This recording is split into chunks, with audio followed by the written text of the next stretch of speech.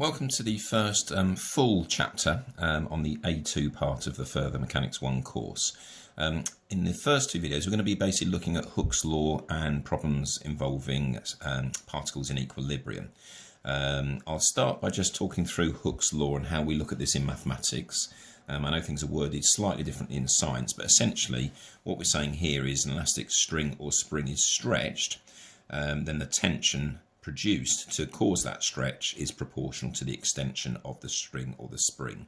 When we start looking at problems in a moment, we will talk a little bit more about the difference between a string and a spring. One of the most important things to do in any question involving elastic strings and springs is to acknowledge which one you have. A string obviously can be extended, and therefore we look at the extension in the spring, whereas a spring can be compressed or extended. So there is a big difference in those, and I'll talk more about these in more detail as we go through the examples. But in mathematics, we say that the tension in the string or spring is equal to lambda, which is the constant of the modulus of elasticity, which is also given in newtons. So a high modulus of elasticity means you do a lot more work to stretch the string or the spring.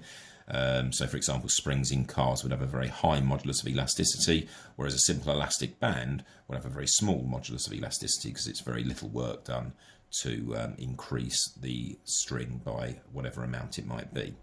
And then within our formula, x is given as the extension in the string, okay, or as I say, the compression in the spring as well, and then L is the natural length of the string or the spring, so the length you have before any force is applied. So if we start by looking at some of the examples, and we'll look at this in context of the questions. Example number 1, we have an elastic string of natural length 2 meters and modulus of elasticity 29.4 newtons.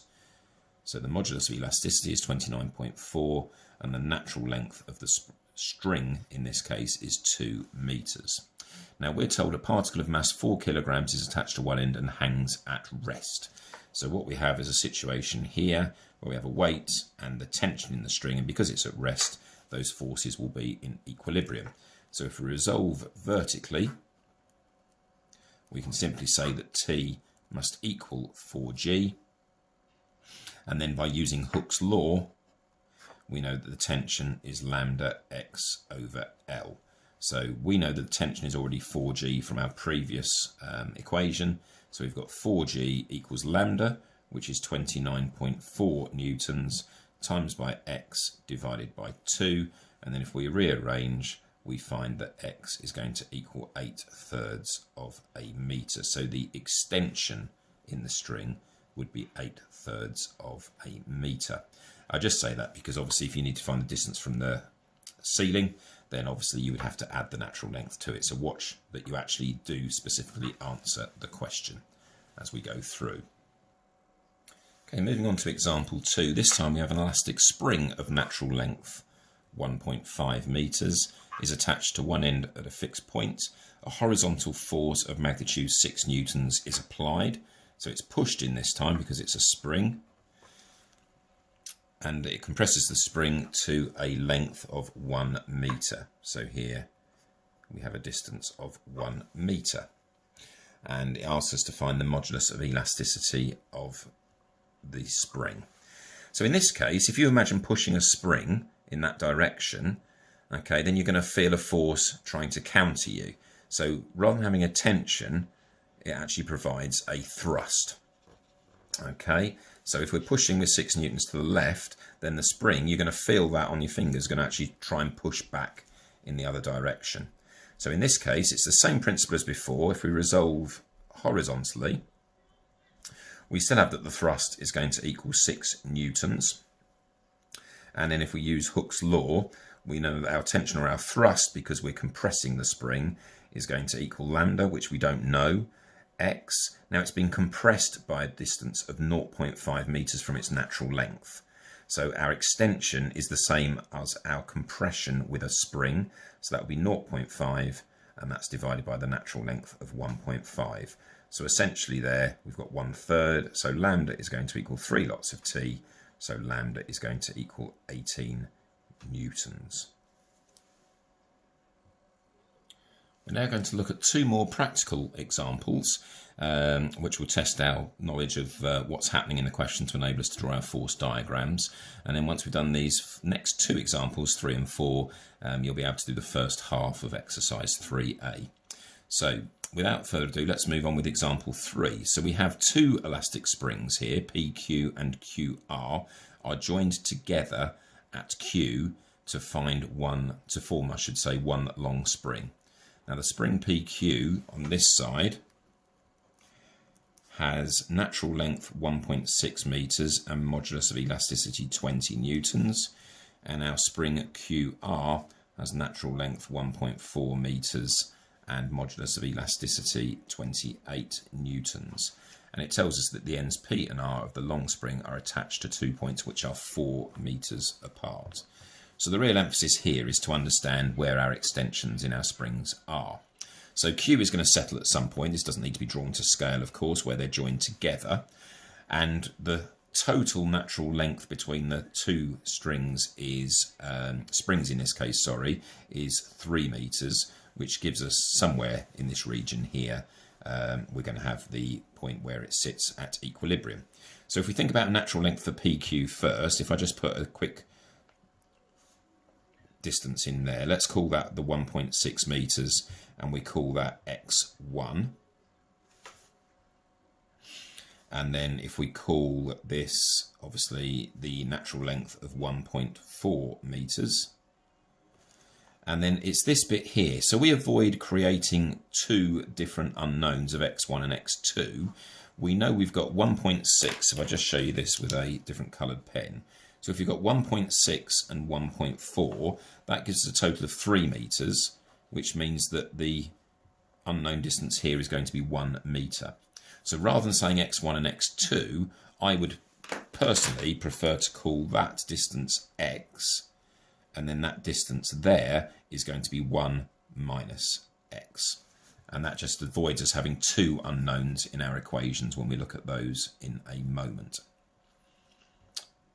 Okay, now what we also have here is that we have tension there, and because it's in equilibrium, we know our two tensions are going to equal each other.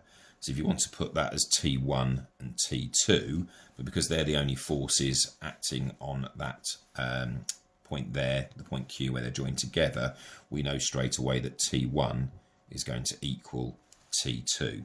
So we can look at Hooke's law for PQ, we can look at Hooke's law for QR, and then just equate them to each other, which should be enough, I hope, to find out what we're actually trying to find, which is the tension in the combined spring.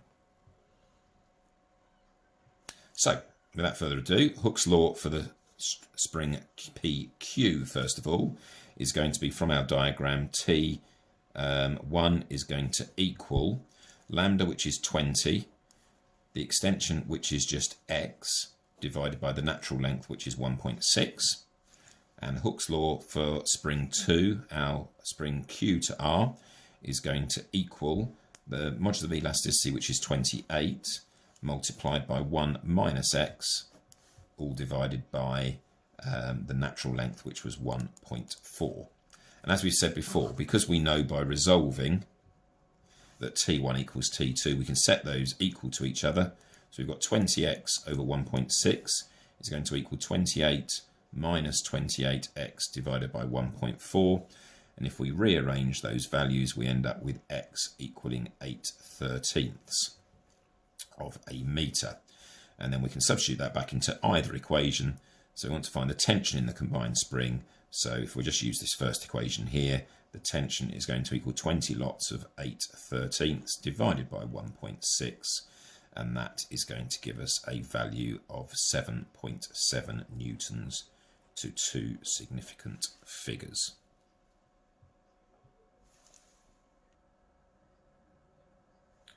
And for the last example for this video, we're going to look at a situation where a particle is attached to the midpoint of a string. But the fact is that the midpoint makes life a little bit easier for us because everything's going to be in symmetry. So straight away we know that the tension is going to be equal because the particle was attached to the midpoint of the string. And what we need to do is find, in terms of m, the mass of the particle. So in the book they've used capital M. I mean, you know, perhaps that's a little bit too close to m, but so you can follow the book as well. I'll use the same notation. And we have the weight of our particle there is going to be mg. Now we're told it creates an angle of 30 degrees below the horizontal. We're also told that the modulus of elasticity is 4 mg, and we're told that the natural length of the string is 2L. So we can do this in a number of ways. If I split that in half, we know that's going to be L and L. So this distance here, you can see there that if we just use that as a right-angled triangle, we can see that the cos of 30 degrees is going to equal L over our hypotenuse here. So therefore H is going to equal L divided by the cos of 30, which is root 3 over 2. So we're going to have that H, the hypotenuse here, is going to equal 2L over root 3. So that's half of the spring. So therefore the total length of the string is going to equal 4L over root 3. So we can then work out that the extension in the string is going to be the total distance 4L over root 3 minus the natural length, which is 2L.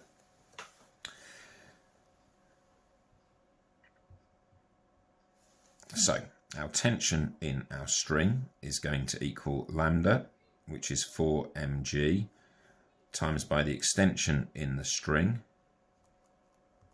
divided by the natural length, which is 2L, and that is going to equal to two significant figures, 0.26 mg, once we put all of that together, because the L's, you can see, will cancel out. And we also know, by resolving vertically, that we have 2t sine 30 degrees is going to equal mg. So sine 30, because our 30 degrees sits in there. So we've got 2t sine 30 equals mg, and sine 30 is a half, so therefore t equals mg.